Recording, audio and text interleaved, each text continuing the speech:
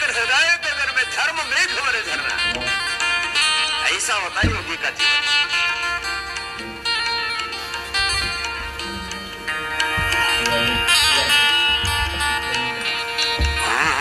जीव जगत के पावन गण कर, जगत के पावन गण कर, पर्वत छाया करना,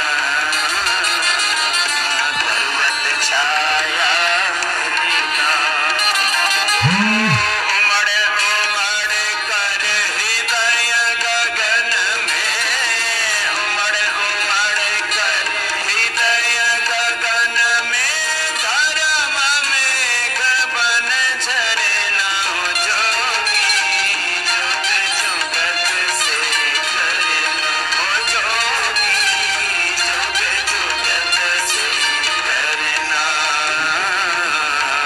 आत्मगंगतन निरतरंगित, आत्मगंगतन निरतरंगित, हृदय धार उतरना, हृदय धार उतरना। ओ अभिषिक्त आत्महविले कर, हो अभिषिक्त आत्महविले कर, जग जननी के शरणा। जोगी जुग जुगत से करना, जोगी जुग जुगत से। आत्मगंगा, आत्मा रूपी गंगा तुम्हारे भीतर निर्मल अविरल बह रही है भाई। अपने हृदय में उसको धारण करो। परमात्मा का उस आत्मा में दिव्य संदेश, उसका उपदेश, उसकी प्रेरणा, उसका सुख, उसकी शांति, उस आनंद की अजस्र वर्षा हो रही है। उसको धारण तो करो। इसलिए मैं कहता हूं रोज ध्यान करना, रोज स्वाध्याय करना, रोज थोड़े मौन रहना। जब मौन रहोगे तो ही तो उस प्रभु की कृपा को स्वीकार कर पाओगे। जब स्वाध्याय करोगे, ध्यान करोगे, ओहो, फिर तुम्हें लगेगा बस अब तो मैं तृप्त हो गया, प्राप्तम प्रापणीयम, जो पाना था सो पा लिया।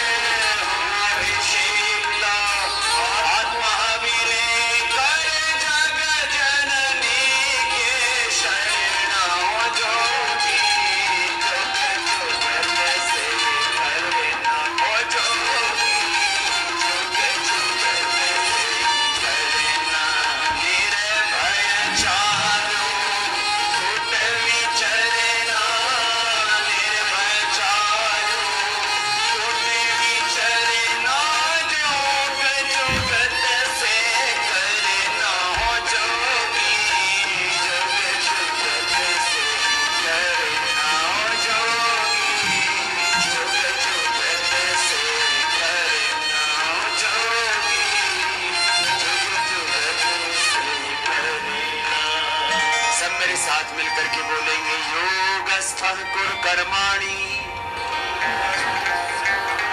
संगम त्यक्त्वा धनंजय। योगस्थः कुरु कर्माणि संगम त्यक्त्वा धनंजय। सिद्ध्य सिद्ध्योः समो भूत्वा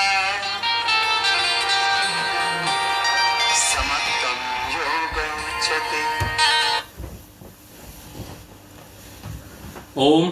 सभी सुधी साधकों को मेरा बहुत प्रणाम, बहुत अभिनंदन। दोस्तों, सभी भाई बहनों का भी बहुत अभिनंदन। आज की इस 10वीं कक्षा में आज हम 11वीं कक्षा में आज हम जो चर्चा कर रहे हैं वह हठ योग के पहले अध्याय के अंतिम लगभग 15-16 श्लोकों की आज हम चर्चा करेंगे। मैंने कुछ कार्यकर्ताओं से जब चर्चा की तो लोगों ने कहा जी बहुत आनंद आ रहा है और एक बड़ा अन्य नया विषय है। तो भाई बापू पाड़लकर जी से चर्चा हो रही थी तो कल उन्होंने कहा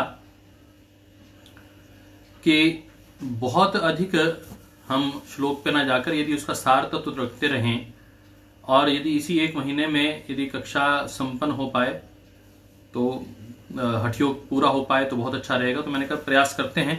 अभी सीधा हम चलते हैं आज के इस कक्षा के दृष्टिकोण से।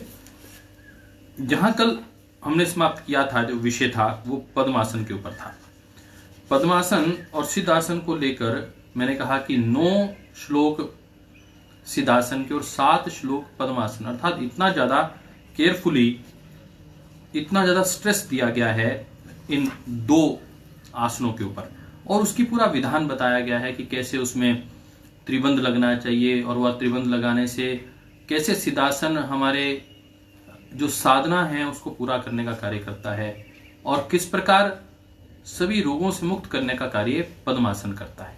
पद्मासन में भी उन्होंने बद्ध पद्मासन को लेकर विशेष रूप से कहा है। तो आप प्रयास किया करें कि बद्ध पद्मासन में बैठें। जो बच्चे हैं, जो युवा हैं, उन्हें तो निश्चित रूप से बद्ध पद्मासन के ऊपर मुझे इतनी जानकारी नहीं थी कि इतना बड़ा महत्व इस आसनों का इसमें इंगित है। आज हम जो चर्चा करेंगे वो सिंहासन और भद्रासन की चर्चा करेंगे। सिंहासन और भद्रासन भी अपने आप में अनूठे प्रकार के आसन हैं और वो किस प्रकार हमारे लिए हितकर हैं उसके विषय में आप समझेंगे। सिंहासन भवेद तत् पूजितम योगी पुंगवे बंद त्रियसंधानम कुरुते च आसनो उत्तमम। वो कहते हैं this becomes simhasana posture and this is respected by the great yogis. It facilitates the 3 bandhas and is the best of all the asanas. अब वो फिर सिंहासन के विषय में भी गौरव प्रदान करने के लिए कह रहे हैं कि ये सब आसनों में भी यह बेस्ट आसन है। वो त्रिबंध के साथ जब हम सिंहासन के विषय में बात कर रहे हैं और सिंहासन के विषय में बात करते हुए योगी स्वात्माराम जी एक बात विशेष रूप से कह रहे हैं, उसकी चर्चा करेंगे। Swatmarama ascribes its effect as facilitator of all the 3 bandhas. तीनों प्रकार के बंध इसमें सहजता पूर्वक लगते हैं। This can be experienced also by the practitioners of this asana. ये लोगों ने जो इसका अनुभूत करते हैं, अनुभव करने वाले लोग योगियों ने लिखा है। इसमें करना क्या है कि आपके जो मूल बंध है, जो मूल द्वार है, गुदा द्वार है, उस पर यदि हम दबाव डालते हैं, मूल बंध में बैठते हैं और उसके बाद अपनी जिह्वा को कहाँ लगाते हैं, आउट रिजल्ट्स विद दी उद्यान बंध, और वह उद्यान बंध में हम अपने ठोडी को बिल्कुल चेस्ट के साथ लगा देते हैं और जलंधर बंध लगाते हैं, open mouth along with the tongue out, और जिह्वा इसमें बाहर रहती है। आपने देखा होगा कि पद्मासन में एक ऐसी स्थिति आई थी कि हम कह रहे थे कि पद्मासन में आपकी जिह्वा अग्रदंत को टच करे, ऐसे, परंतु सिंहासन में वो जिह्वा बाहर निकालने की बात कर रहे हैं। जिह्वा बाहर निकालते हुए त्रिबंध लगाते हुए उस प्रक्रिया को करने की बात कर रहे हैं। परंतु इस टेक्स्ट में इसकी विषय में लिखा नहीं, परंतु तीनों बंधों को फैसिलिटेट करता है। ये 52 नंबर श्लोक हम पढ़ रहे थे। इसी प्रकार वो जो हम बात करते हैं, आगे हम चलते हैं तो एवं आसनम बंधेषु योग इंद्रो विगत श्रमः अभ्यस्येन नाड़िका शुद्धिम मुद्रा आदि पवन क्रियाम। तो वो कह रहे हैं कि in this way due to the practice of various asanas great yogi after getting rid of fatigue practice purification of nadi and practices related with pavana pranayama mudra etcetera. इतना महत्वपूर्ण यह श्लोक है। 55वां श्लोक की हम बात कर रहे थे, परंतु उससे पहले जो बात आई सिंहासन और सिंहासन, सिद्धासन और सिंहासन के साथ साथ उसके बाद जो क्रम आ रहा था वह आ रहा है वो भद्रासन का आ रहा है। भद्रासन में बीच में रह गया था एक श्लोक, वो था 53 नंबर श्लोक। वो कहते हैं place both the heels below the scrotum on their either side of perineum, place left heel towards the left side of perineum and right heel towards the right side. तो इसमें भी हम आपको दिखाते हैं भद्रासन और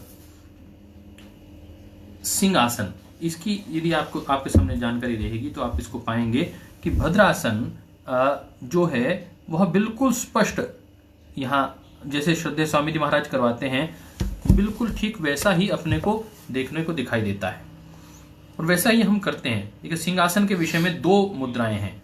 एक सिंहासन की मुद्रा ये है, सिंहासन,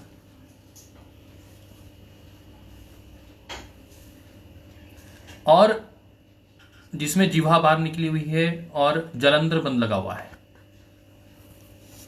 और दूसरी इसमें जो है दूसरी प्रक्रिया जो सिंहासन की है वो श्रद्धेय स्वामी जी महाराज जिस प्रकार करवाते हैं वह यह है।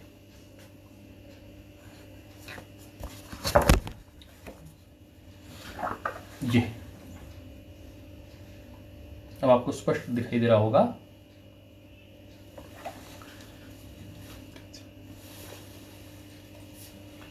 ये हमने सिंहासन के विषय में देखा। और भद्रासन, भद्रासन में दो प्रकार की टेक्निक है। वो कह रहे हैं कि वज्रासन में बैठकर आप अपने घुटनों को जितना खोल सकें उतना खोलें, उसे हम भद्रासन कहते हैं। तो यह भद्रासन की पीछे की मुद्रा है। किस प्रकार यह भद्रासन दृष्टिगोचर होता है वह इसको देख लें।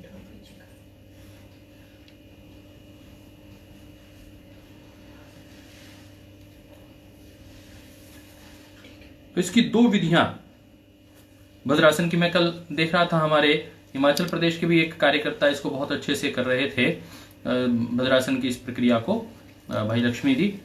ये देखिए कि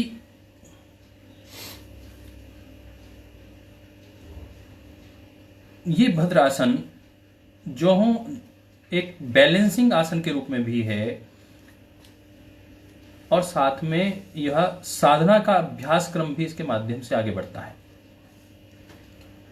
तो भद्रासन और सिंहासन की चर्चा हम कर रहे थे, उसमें वो कह रहे हैं कि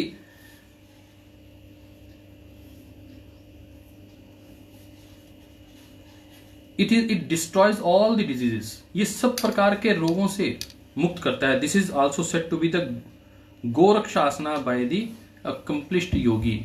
जैसे आपने देखा यह गौरक्ष आसन के रूप में भी इसको कहा जाता है।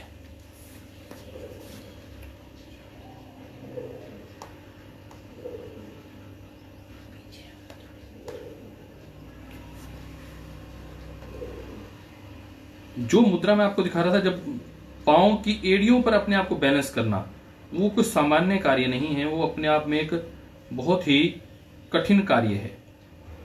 और ये इसे गोरक्ष आसन के रूप में भी एड़ियों पर बैठना, बैलेंस करना, ये अपने आप में एक बहुत ही प्रभावी आसन के रूप में कहा गया है।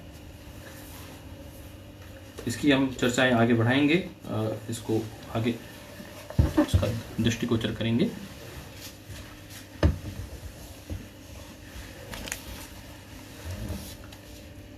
एवं आसन बंधेषु योग इंद्रो विगत श्रमः। इस 55th श्लोक पर हम विशेष रूप से इस पर अंडरलाइन कर लीजिए। मैंने जब इसको 2-3 बार पढ़ा तो मुझे बड़ा आनंद आया इसका, जिसमें इसने कहा दिस वर्स इंडिकेट्स दैट नाड़ी का शुद्धि practice which is fundamentally a practice of pranayama and involving respiration should not be practised when there is fatigue in the body. उन्होंने कहा कि जिस वक्त आपके शरीर में श्रम हो, थकावट महसूस हो, उस वक्त नाड़ी शुद्धि प्रैक्टिस नहीं करनी चाहिए, जो मतलब प्राणायाम है। Probably due to the practice of asana, fatigue may cause. Then in that case, the practice of pranayama should be taken up when one has overcome the fatigue. This precaution should be taken before taking up the practice of pranayama, etc. Higher yogic practices. प्राणायाम से साधना में प्रवेश होता है, जैसे कहा अंतरंग योग और बाह्य योग। जब तक हम आसन तक सीमित हैं तब तक बहिरंग योग है। आसन के बाद हम प्रत्याहार, आसन के बाद हम यदि प्राणायाम की बात करें, प्रत्याहार की बात करें, तो प्राणायाम और प्रत्याहार एक ब्रिज का काम करते हैं, और धारणा, ध्यान और समाधि ये हमारे अंतरंग योग है।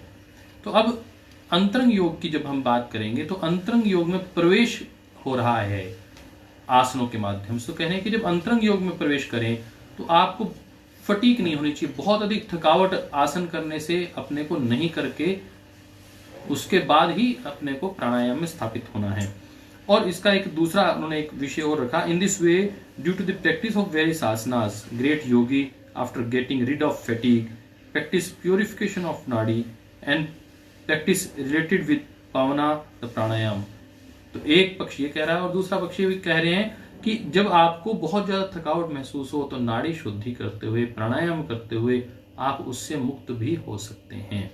तो ये दो विषय इस प्राणायाम के माध्यम से इन्होंने रखे हैं कि आपको प्राणायाम बहुत अधिक फटीक हो गई तो प्राणायाम करने के लिए ध्यान में नहीं बैठना, ताकि थकावट रहेगी तो ध्यान हो नहीं पाएगा। ये बड़ा सैद्धांतिक भी मुझे लगता है, साइंटिफिकली भी बहुत ठीक विषय है।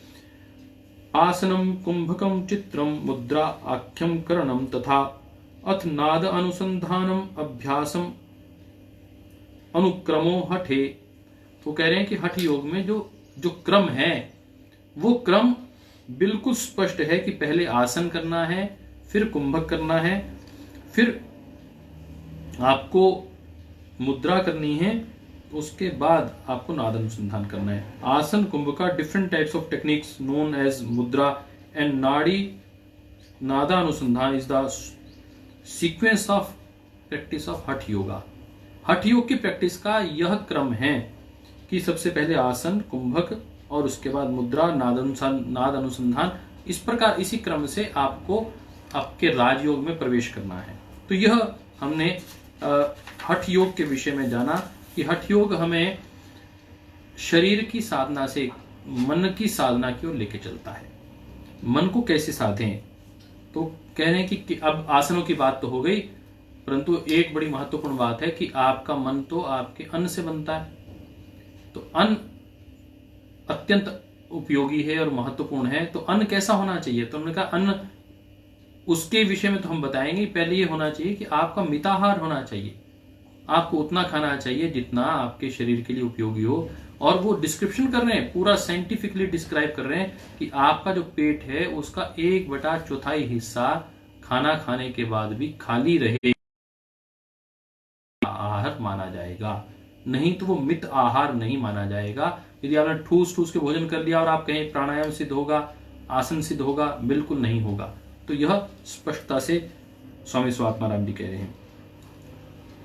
ब्रह्मचारी मिताहारी त्यागी योग प्रायणः अब्ददा दूर्धवम भवेत सिद्धो नात्र कार्य विचारणः। उन्होंने कहा कि साधका प्रैक्टिसिंग सेलिबेसी का मतलब है कि ब्रह्मचर्य का जो पालन कर रहे हैं, मॉडरेशन इन डाइट, और जिनकी डाइट मिताहारी है, और रिनंसिएशन जिन्होंने त्याग कर दिया है, and devoted practice of yoga, जो निरंतर योग का अभ्यास कर रहे हैं। योग अंगानुष्ठानात्, योग अंग के सभी अनुष्ठानों को जो नियमित रूप से कर रहे हैं, उनके लिए भवेत सिद्धो नात्र कार्य विचारणः, उनके लिए जो योग की सिद्धि है अब्दत ऊर्ध्वम, वह 1 वर्ष में ही पूर्ण हो जाती है। बहुत सुंदर उन्होंने, जैसे योग अंगानुष्ठानात् की बात आ रही थी, अशुद्धि क्षय, ज्ञान दीप्ति, विवेक ख्याति, ऐसे ही उन्होंने बिल्कुल स्पष्ट कहा कि वहां पिछले मंत्र में, श्लोक में कह रहे थे कि 12 वर्ष लगेंगे, स्पष्ट लिखा था कि 12 वर्ष एक योगी को सिद्ध होने के लिए लगेंगे। परंतु यहां कह रहे हैं कि वो योगी जो मिताहारी है, जो ब्रह्मचारी है, जो नियमित अपना अभ्यास करता है, उस योगी को योग उसका 1 वर्ष में ही सिद्ध हो जाएगा। तो ये घोषणा अपने आप में बहुत महत्वपूर्ण घोषणा है। और हम अब प्रवेश करते हैं 58वें श्लोक में। सुस्निग्ध मधुर आहारः अर्थांश विवर्जितः भुज्यते शिव संपृक्तये मित आहार स उच्यते। उनका मित आहार क्या है? Food that is well lubricated, sweet, leaving 1/4 part of the capacity consumed for the prayer of God residing inside is said to be balanced diet. उनका मिताहार वो है जो भोजन आप अपने लिए नहीं करते, अपनी आत्मा के लिए। जो आत्मा, आपका शरीर तो रथ है, आत्मा के रथ अर्थात इस शरीर के पोषण के लिए जो आप भोजन कर रहे हैं, उस भोजन को मिताहार भोजन। और वह भोजन कैसा हो? वो भोजन हो वेल लुब्रिकेटेड, वह स्निग्ध हो, घी से पूरा परिपूरित हो, स्वीट, मिठास से भरा हुआ हो। और आप जब भोजन करें तो अपनी कैपेसिटी का 1/4 पार्ट छोड़कर आप भोजन करें, और इसे ही हम बैलेंस डाइट कहते हैं। तो उन्होंने कहा कि फिर ये तो आपने भोजन करना चाहिए, ऐसा भोजन करना चाहिए, परंतु कौन सा भोजन नहीं करना चाहिए उसकी चर्चा कर रहे हैं।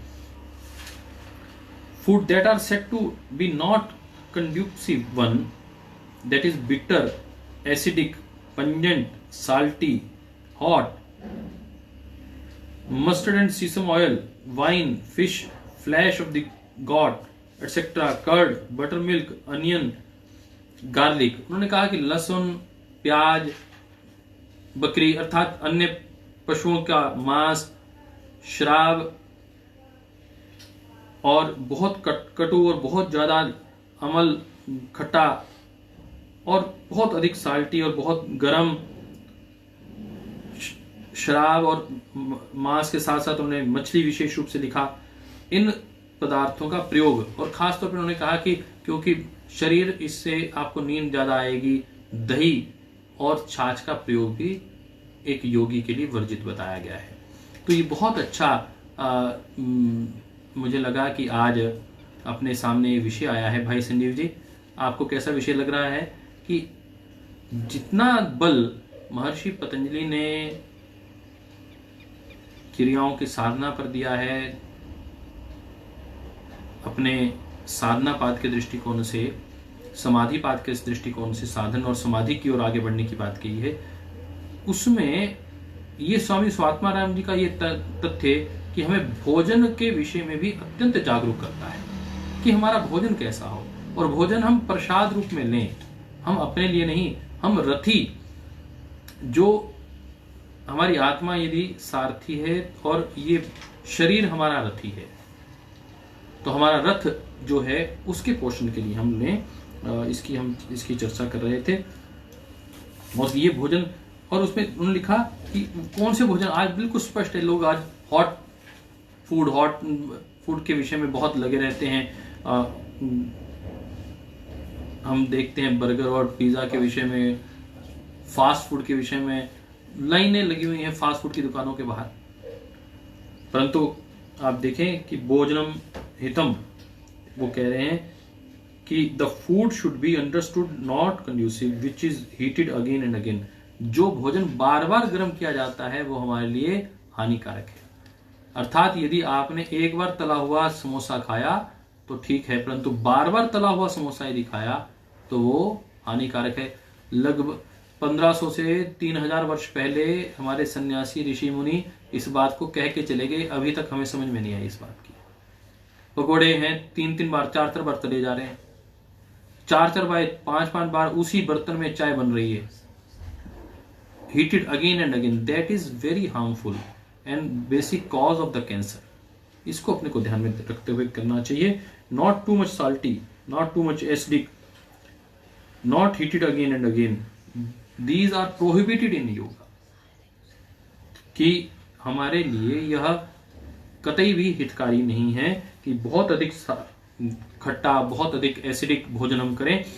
ये स्वास्थ्य के लिए अहितकर तो है ही, योगी के लिए भी अहितकर है। और योग को ऐसे, योगी व्यक्ति को ऐसा नहीं करना चाहिए। मधुर, लवण, कटु, तिक्त, कषाय,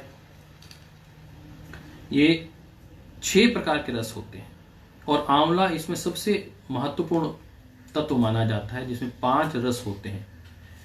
हम इस प्रकार के द्रव्यों का पालन करें। परम श्रद्धेय स्वामी जी महाराज गिलोय और आंवले के विषय में बार बार कहते हैं, और कोरोना के विषय में अभी आज परम श्रद्धेय स्वामी जी महाराज का हम सब भाइयों को आशीर्वाद प्राप्त हुआ कॉन्फ्रेंस कॉल के माध्यम से, और बड़ी बात स्पष्ट आई।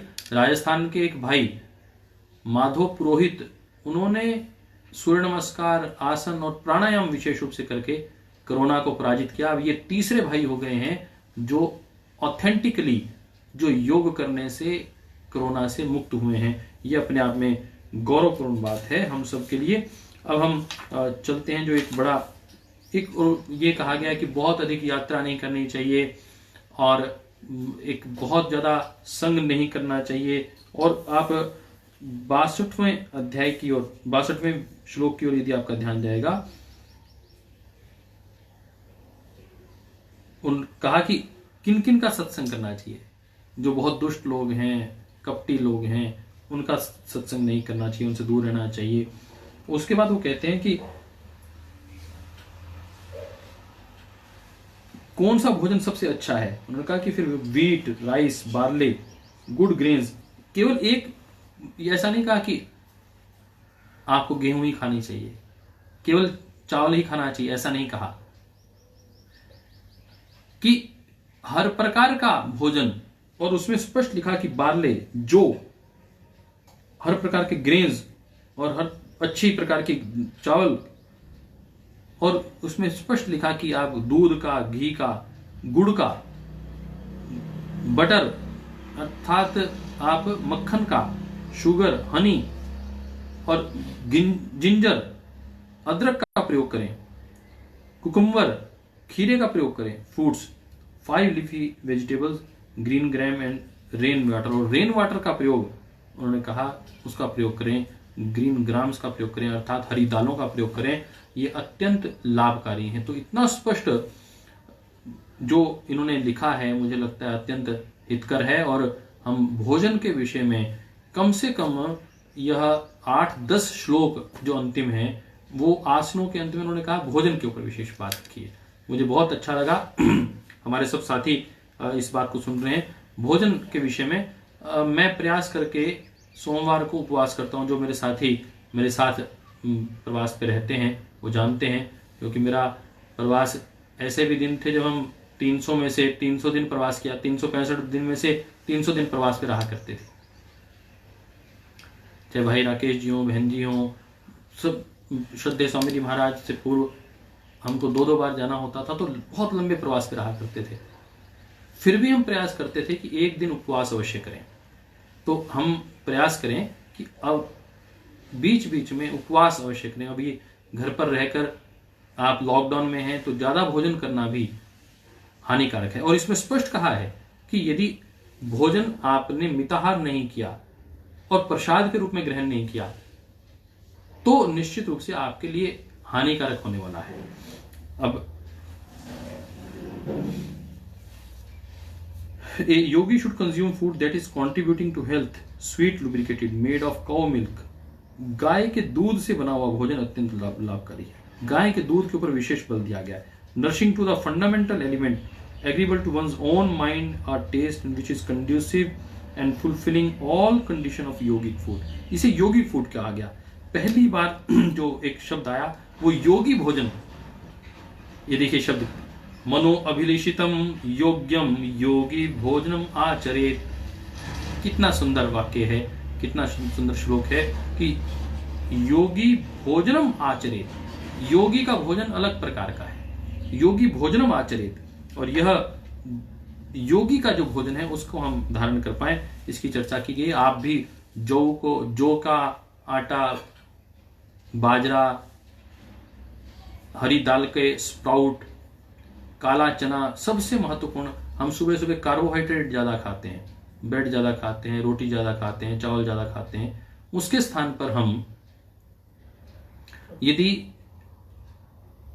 प्रातःकाल स्प्राउट लें, हम प्रयास करके यदि काले चने उनको भिगोकर उसको यदि हम सुबह उबाल कर लें, मुझे अच्छे से याद है जब हम आर्यवीर के शिविरों में जाया करते थे तो हमें सुबह केवल मात्र काले चने और दूध मिला करता था।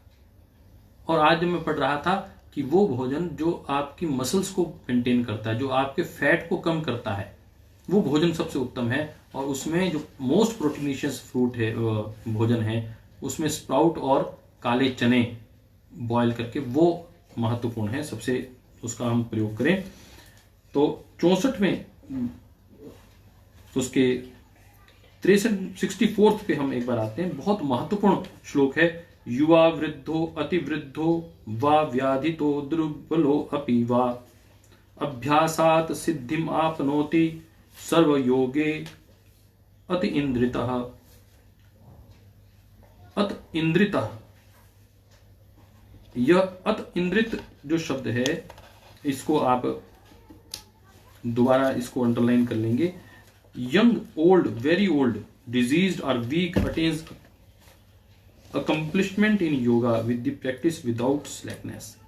जो व्यक्ति, जो बूढ़ा, जो जवान, जो कहता है नहीं मुझे तो अब मेरा तो कुछ कोई मेरे जीवन में अच्छा हो ही नहीं सकता, मैं तो रोगी हो गया हूं, अब मेरा तो रोग मेरे मरने पर ही समाप्त होगा। स्वामी स्वात्माराम जी कह रहे हैं कि नहीं भैया, आप यदि योग का नृत्य प्रति अनुष्ठान करेंगे विदाउट नेग्लिजेंस तो ये आपका योग सिद्ध होगा। और व्याधि तो जो आप दुर्बलता है आपकी या व्याधियां हैं वो सब आपकी दूर होंगी। सिद्धि आपनोति, और आप सिद्धि को प्राप्त करेंगे। तो आप अपने जीवन में, हम सब लोग सोचते रहते हैं कि हमारे से ये भूल हो गई, अब हमारा जीवन इतना कष्ट में है, अब हमारे जीवन में हम इतनी व्याधियां हो गई, हम तो आगे बढ़ ही नहीं पाएंगे और हम जीवन में कम से कम कभी ईश्वर की प्राप्ति की ओर बढ़ ही नहीं सकते। तो कहते हैं कि जहां से आप हैं वहां से शुरू करें और कार्य आरंभ करें। निश्चित रूप से वह आपकी यात्रा आपकी पूर्णता की ओर आगे बढ़ेगी। 64 श्लोक को आज हमने समापन करने के लिए आपसे 10-15 मिनट अधिक समय की मांग की थी। आप सब लोगों ने हाँ की थी, इसलिए हम 10-15 मिनट के लिए आज की कक्षा को बढ़ा रहे हैं। 10 मिनट में ही आगे की कक्षा संपन्न कर देंगे। क्रिया युक्तस्य सिद्धि स्वाद क्रियसे कथम भवेत, स्याद क्रियसे कथम भवेत, न शास्त्र पाठ मात्रेण योग सिद्धि प्रजायते। उन्होंने कहा क्रिया युक्तस्य सिद्धि, योग तो क्रिया करने वाले के लिए सिद्ध होगा। आपने यूं सोचा कि कुछ लोग बहुत अच्छा योग पढ़ाते हैं, उनका योग सिद्ध नहीं होगा। योग केवल पढ़ने से सिद्ध नहीं होता। स्याद क्रिया से कथम भवेत, पहले ये बताओ कितना योग आपको करना आता है। Accomplishment in yoga becomes possible only to the person connected with the practice. How a non-practitioner can attain merely by reading scriptures, accomplishment in yoga is not attained. उनको कभी भी योग सिद्ध नहीं होने वाला। चला जाता नहीं, पेट इतना बाहर निकला हुआ है, हिला जाता नहीं। योग की बड़ी बड़ी संस्थाओं के हेड्स बने हुए हैं, बहुत बड़े बड़े HODs बने हुए हैं, परंतु हम योग कर ही नहीं पाते हैं। तो कम से कम हम दैनिक रूप से थोड़ा हो ज्यादा हो अभ्यास तो करें। तो श्रद्धेय स्वामी जी महाराज इस पे विशेष रूप से बल देते हैं कि हम अभ्यास करने वाले हों, प्रवीणता के साथ हम नित्य प्रति करने वाले हों, यह महत्वपूर्ण है। न वेश धारणम सिद्धे कारणम न च तत्कथा, क्रियेव कारणम सिद्धे सत्यमेत तत्र संशय। उन्होंने कहा कि कहीं आपने सोचा कि हमने वस्त्र बदल लिए, अब हम वानप्रस्थी बन गए, अब हमने अपने वस्त्र बदल लिए और ब्रह्मचर्य का वस्त्र धारण कर लिए या अन्य किसी किस्म के वस्त्र धारण कर लिए, तो खाली कपड़े बदलने से, wearing particular garment or talking about it is not the cause behind accomplishment. इससे भी आपका योग सिद्ध होने वाला नहीं है। It is only the practice that is the cause behind accomplishment. It is the truth and there is no doubt about it. केवल मात्र यही सत्य है, बाकी सब झूठ है। केवल योग आचरण, योग आचरण है।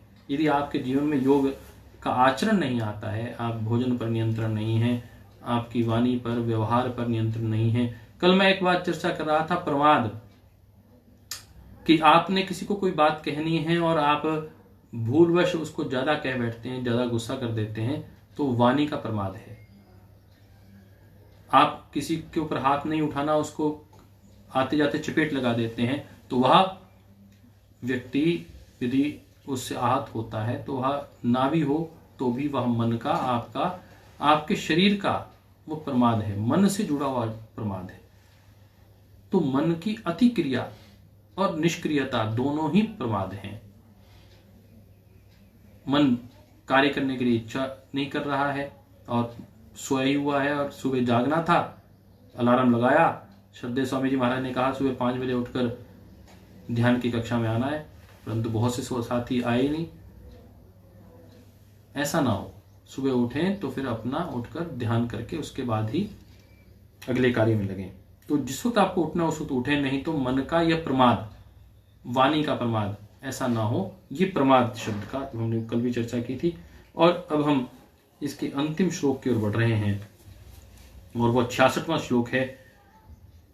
पीठानि कुंभकाष्ट्रः दिव्यानि कर्णानि च सर्वन्यापि हठाभ्यासम राजयोग फल अवधि।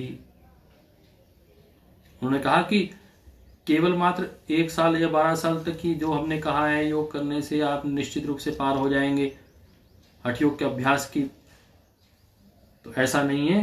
पीठानि कुंभकाश्चित्रः, वेरियस आसनास, डिफरेंट कुंभकास, पीठानि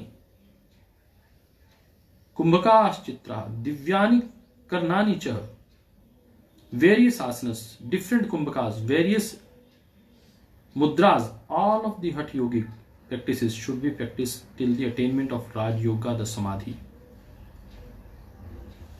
महर्षि पतंजलि का जो लक्ष्य है समाधि, योगः समाधि, महर्षि व्यास कहते हैं बार बार योगः समाधि। योगा ही समाधान है। चाहे वो समाधि थोड़े समय के लिए आप एकाग्र होते हैं, तुरंत अपने आप में बैठते हैं और अपने में समाहित हो जाते हैं, किसी कार्य में ऐसे रम जाते हैं कि कोई दूसरा व्यक्ति 4 बातें बोल के चले गया, वो बाद में कहता है कि आप मेरी बात ही नहीं सुनते, मैंने आपको कह के चले गया था, मैं कह के चली गई थी, परंतु आप अपने काम में पूर्णतः उस वक्त इन्वॉल्व होकर, समाहित होकर करते हैं। यही समाधि है। हाँ, एक सामान्य व्यक्ति के लिए थोड़े समय के लिए समाधि होती है, परंतु योगी के लिए एक लंबे कालखंड तक समाहित होकर, एक कालखंड में, एक कार्य विशेष में संलग्न होकर, मग्न होकर बैठना होता है, उसे समाधि कहते हैं। तो आइए हम अपने समाहित होने के तत्व को आगे बढ़ाएं और राजयोग पूर्ण न होने तक हठ योग का निरंतर अभ्यास करना। उन्होंने कहा कि एक का नहीं, सबका अभ्यास करना है। आसन भी करने हैं, कुंभक भी करना है, मुद्राओं का प्रयोग भी करना है और नादानुसंधान का प्रयोग क्रमशः करना है। मंत्र का लंबा गहरा नाद भी आपकी साधना की अंतिम अवस्था में आपका संबल बनेगा। इस भाव को कहते हुए इति स्वात्माराम विरचितायाम हठ योग प्रदीपिकायाम प्रथमोपदेशः, और यह पहले अध्याय का यहाँ समापन हो रहा है। और स्वात्माराम जी को अभिनंदन करते हुए, उनको नमन करते हुए हठ योग प्रदीपिका के इस पहले जो लेसन है उसको आज हम समापन की ओर ले जाते हैं।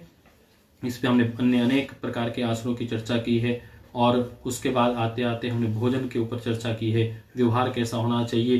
केवल मात्र के कपड़े बदलने से व्यक्ति का जीवन नहीं बदलता, आचरण कैसा है वो महत्वपूर्ण है, इसकी चर्चा की गई है। श्रद्धेय स्वामी जी महाराज बार बार इस बात को कहते हैं कि व्यक्ति के चित्र की नहीं, चरित्र की पूजा करो, और यही इसका मूल तत्व है। आइए हम अपने जीवन को बदलें और अपने आहार व्यवहार को बदलते हुए एक सिद्धि को प्राप्त करें, और लक्ष्य वही है राजयोग को सिद्ध करना। राजयोग में सिद्धि का अर्थ है समाधि को प्राप्त करना। आइए आज के समापन के इस क्रम में चलते हैं डॉक्टर ज्योति आर्य जी के पास। डॉक्टर ज्योति, मैंने कल भी बताया था कि योग की शिक्षिका भी रही हैं, पतंजलि योग पीठ में निरंतर सुबह उठकर योग की कक्षाएं 3:30 बजे उठकर मेरे साथ जाया भी करती थी। और आज कल आपके सामने इन्होंने जो ब्लड की बात रखी थी, हमने उस दिन चर्चा की थी, पहले दिन हल्के से चर्चा आई थी कि आपका ब्लड कैसा है। आपको जैसा ब्लड है, ब्लड ही ट्रांसपोर्ट करता है। आपका मूल शक्ति का जो संचार का केंद्र है वह रक्त है, और रक्त का जो किस रूप में है, वह रक्त एसिडिक है या बेसिक है या न्यूट्रल है, तो हमने कहा था कि वह अल्कलाइन है, उसकी हल्की सी मात्रा एसिड से ऊपर की हो रहे। तो कल बहुत अच्छी चर्चा डॉक्टर ज्योति ने रखी थी, आज इसी चर्चा को आगे बढ़ा रहे हैं डॉक्टर ज्योति 5 मिनट के लिए, और उसके बाद फिर हम सामूहिक प्रार्थना करके समापन करेंगे। आप सब लोग तब तक बने रहिए। ओम। ओम। कल हमने रक्त के धातु के बारे में जाना था,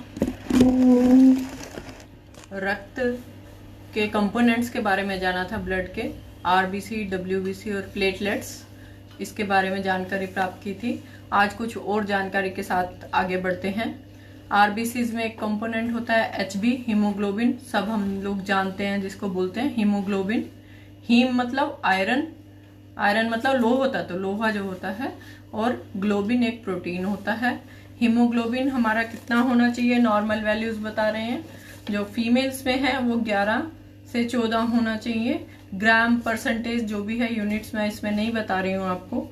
और मेल्स में 13 से 16 तक होना चाहिए, और 8 से कम हो जाएगा तो वो एनीमिया, वो बीमारी के रूप में, रोग के रूप में आ जाएगा। और डब्ल्यूबीसी आपको बताई थी मैंने 4 से 11,000 तक, और प्लेटलेट्स 2 से 5 लाख तक होने चाहिए। उसके बाद ब्लड बनता कहाँ है? ब्लड हमारे बोन मैरो में बनता है। बोन मैरो मतलब जो हमारी अस्थियां होती हैं उसके अंदर मज्जा होती है, स्पंज जैसा पदार्थ होता है। अस्थियां बाहर से इतनी सख्त होती हैं लेकिन अंदर खोल में उसके मज्जा जैसा पदार्थ होता है, उसमें ब्लड सेल्स बनती हैं। इसलिए आप सुनते हो कि बोन मैरो ट्रांसप्लांट किया गया, जिसमें ब्लड सेल नहीं बनती हैं उनमें बोन मैरो फिर किसी और से मैच करके डाली जाती है, बोन मैरो में ब्लड बनता है। और क्लियर कहाँ होता है? जब एक जैसे आरबीसीज है उनकी आयु 120 दिन है, उसके बाद वो शरीर में डीजनरेट हो जाएगी, तो उसके बाद वो डीजनरेट होगी तो वो किस में जाएगी? उसका साफ करने का काम कौन करेगा? स्प्लीन, लीवर और किडनी। लीवर और स्प्लीन में ये साफ होती हैं, स्प्लीन बोलते हैं तिल्ली को। और उसके बाद ब्लड का सप्लाई जो होती है वो सारे शरीर में होती है। तो सबसे ज्यादा सप्लाई देखो, 1 मिनट तो बात दूर है, 1 सेकंड भी सप्लाई कहीं पे ब्लड की आप रोक नहीं सकते शरीर में। तो सबसे ज्यादा जो ब्लड सप्लाई होती है वो लीवर में होती है। कितनी ब्लड की सप्लाई? 1350 ml 1 मिनट में लीवर में ब्लड सप्लाई होता है, और किडनी में 1100 ml होता है, और ब्रेन में 700 ml 1 मिनट में ब्लड सप्लाई होती है। अगर इसमें जरा सी भी त्रुटि आए, जरा सी भी रुकावट आए, या और कोई चीज एयर भी आ जाए तो भी वो हमारे शरीर के लिए हानिकारक होती है। और मेन ये था कि ब्लड का फंक्शन क्या है, हमारे शरीर में क्या क्या काम करता है ब्लड एक ट्रांसपोर्ट का मीडियम है। जो भी शरीर में जाना है, बॉडी में सारे शरीर में पहुंचाना है तो ब्लड से पहुंचाया जाता है। आप देखते ही हैं जब पेशेंट बहुत बीमार होता है तो उसको कहाँ पे इंजेक्शन जल्दी हम चिकित्सा करने के लिए कहाँ देते हैं? ब्लड में देते हैं, ताकि सारे शरीर में उसका इफेक्ट जल्दी से हो जाए। तो ब्लड का काम क्या है? सारे शरीर में डिस्ट्रीब्यूशन करना। किस किस चीज का डिस्ट्रीब्यूशन करता है ये? प्रोटीन जो होते हैं, प्रोटीन भी सारे शरीर में जाते हैं। मिनरल्स, सोडियम और पोटेशियम, ये सारे मिनरल्स होते हैं। इनके आधार पर ही चीजों का आदान प्रदान होता है सेल्स में। अगर सोडियम नहीं होगा तो भी व्यक्ति की मृत्यु हो सकती है। कहते हैं इसमें सोडियम कम हो गया, नमक कम हो गया। तो ये जो इलेक्ट्रोलाइट्स हैं ये सारे कहाँ होते हैं? ब्लड के से जाते हैं। शुगर आप टेस्ट करते हैं तो ब्लड से टेस्ट की जाती है, सबको पता है। तो शुगर जो है वो भी ट्रांसपोर्ट किससे होती है? ब्लड से होती है। उसके बाद हार्मोन्स हमारे ब्रेन में, शरीर में जहां भी स्रावित होते हैं तो वो सारे शरीर से में अपने कार्यस्थल तक जाते किससे हैं? वो ब्लड के द्वारा जाते हैं। और जो ब्लड की सेल्स होती हैं, जैसे हीमोग्लोबिन आपको बताया, आरबीसी जो होती हैं रेड ब्लड सेल्स, इनका काम क्या होता है? ऑक्सीजन को लेके जाना। हीमोग्लोबिन अपने साथ ऑक्सीजन बांध लेता है और वो सारे शरीर में लेके जाता है। ऑक्सीजन को लेके जाना तो एक काम है, लेकिन कार्बन डाइऑक्साइड को वापस लाना दूसरा महत्वपूर्ण काम है। अगर कार्बन डाइऑक्साइड वापस नहीं आएगी तो उसके बाद वो अगली बार ऑक्सीजन नहीं ले जा सकता। तो इसलिए जो मेटाबोलाइट वेस्ट है, जो शरीर में वेस्ट पदार्थ बन रहे हैं, उसको वापस लाना भी ब्लड का काम है। Carbon dioxide, uric acid, urea, इन सबको क्लियर करना भी ब्लड का काम है। उसके बाद डब्ल्यूबीसीज आपको बताया था, श्वेत रक्त कणिकाएं जो होती हैं वो इन्फेक्शन से लड़ती हैं, हमारी इम्यूनिटी बनाती हैं, हमारे जो आजकल हम सुन रहे हैं कोरोना है, किसको इफेक्ट नहीं कर रहा? किसको इफेक्ट नहीं कर रहा? उन लोगों को जिनकी इम्यूनिटी अच्छी है। प्राणायाम योग से क्या करते हैं, हम अपनी इम्यूनिटी बढ़ा रहे हैं। इम्यूनिटी बढ़ेगी तो हमारे जो रोग प्रतिरोधक क्षमता है वो बढ़ेगी, रोगों से लड़ने की शक्ति बढ़ेगी। प्लेटलेट्स जो है वो क्या काम करती हैं, ब्लड क्लॉटिंग का काम करती हैं। तो प्लेटलेट भी किस में होती हैं, ब्लड में होती हैं। जहां पे जख्म हुआ वहीं पे प्लेटलेट चली जाएंगी और उसको खून को बहने से रोकेंगी। तो ये काम भी ब्लड का है। और सबसे महत्वपूर्ण काम रेगुलेशन ऑफ टेम्परेचर, बॉडी में टेम्परेचर मेंटेन करता है ब्लड। आप देखते हैं जब व्यक्ति की मृत्यु हो जाती है तो शरीर उसका ठंडा पड़ जाता है, क्योंकि ब्लड सर्कुलेशन बंद हो जाता है। तो ये आज हमने क्या जानकारी ली कि ब्लड के क्या क्या प्रमुख कार्य हैं, और कल हम लेंगे जानकारी कि ब्लड की कमी से क्या क्या शरीर में रोग होते हैं और उसको कैसे दूर किया जा सकता है, और हमें क्या क्या डाइट, योग लेनी चाहिए, प्राणायाम क्या क्या करने चाहिए ब्लड को सही मात्रा में हमारे शरीर में बनाए रखने के लिए। ओम। अब मैं डॉक्टर साहब को दे रही हूँ। आइए आज की कक्षा को सामूहिक प्रार्थना के साथ समष्टि के लिए प्रार्थना करते हुए हम कक्षा को संपन्न करेंगे। और कल ठीक 11 बजे प्रातःकाल 11 बजे मिलेंगे, और कभी 11 बजे की कक्षा यदि नहीं हो पाएगी तो फिर 3:30 बजे मिला करेंगे। तो ये निश्चित हो गया आप सब लोगों के लिए कि यद्यपि ये कक्षा प्रातःकाल 11 बजे होगी, परंतु किसी कारण, जैसे आज परम श्रद्धेय स्वामी जी महाराज का हमें संदेश मिलना था, निर्देश मिलना था। पिछली बार हम एक यज्ञ पर पूर्णाहुति में व्यस्त हुए थे, तो फिर वह कक्षा 3:30 बजे हुआ करेगी। तो इसके लिए बार बार अब कम्युनिकेशन नहीं होगा। आप सब लोग समय परिवर्तन के बावजूद आज जुड़े, आपका बहुत बहुत अभिनंदन। आइए लंबा गहरा श्वास। ओ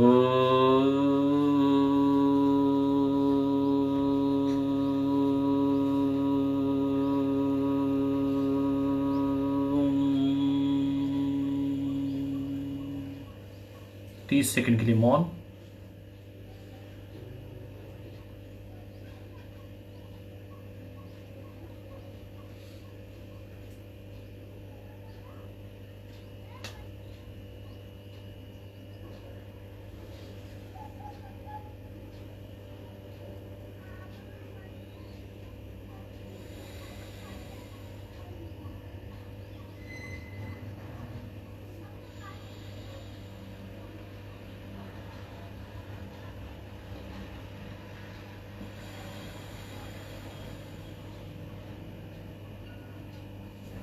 ओम सर्वे भवन्तु सुखिनः, सर्वे सन्तु निरामयः, सर्वे भद्राणि पश्यन्तु, मा कश्चित् दुःखभाग् भवेत्। ओम शान्तिः शान्तिः शान्तिः। तेरा मंगल मेरा मंगल, तेरा मंगल मेरा मंगल, सबका मंगल होए रे, सबका मंगल होए रे, सबका मंगल होए रे। ओम।